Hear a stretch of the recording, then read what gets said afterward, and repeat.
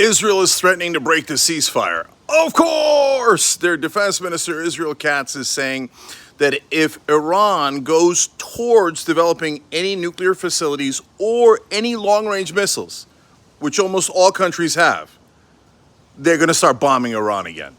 And basically they're saying if you ever try to defend yourself, if you have any missiles that you could use for defense or otherwise, if you're not completely impotent, if we, Israel, cannot control your airspace, Iran, we will bomb you, attack you, and invade you. This ceasefire doesn't mean a goddamn thing.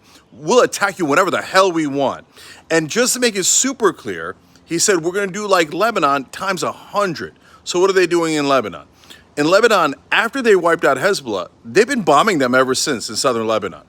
Nobody ever does anything about it because Israel's above the law. America protects their lawless war crimes over and over again.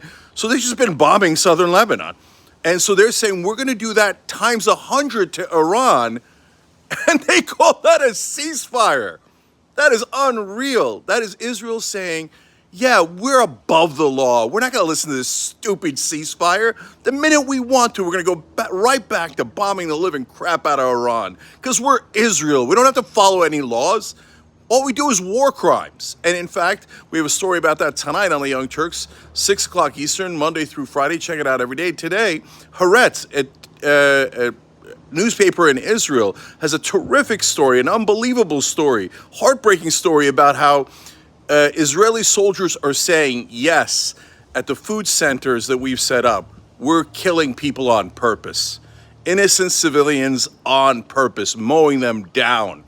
You know what it's called when you kill innocent civilians on purpose? Terrorism. So Israeli soldiers are admitting, yes, Israel is doing state terrorism. And now they're saying, and plus on top of that, we've got endless war for you. And America, your job is to send us a check and shut up, okay? So now, of course, we'll see how everybody responds, but usually the way everybody responds is, yes, sir, thank you, sir. May I please have another Israel, sir? Because almost all bought by AIPAC, the Adelsons, etc. In fact, they're doing a major campaign against Thomas Massie, just like they did against Jamal Bowman and Cori Bush and Andy Levin and Marie Newman. Doesn't matter if you're on the left or the right, Democrat or Republican.